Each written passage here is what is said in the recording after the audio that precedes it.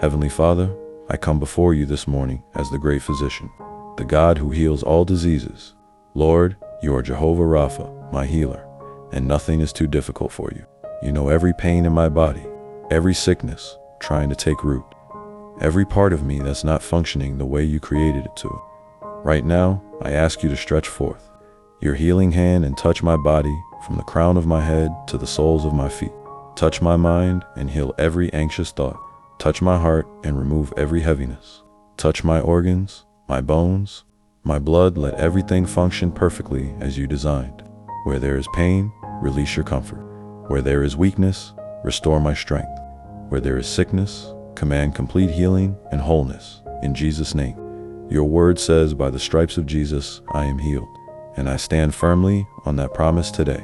I speak life to every organ, every cell, every system in my body. Function the way God designed you to function.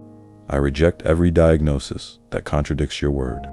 I cancel every negative report, and I declare that healing is flowing through my body right now. Lord, heal not just my body, but also my emotions and my spirit.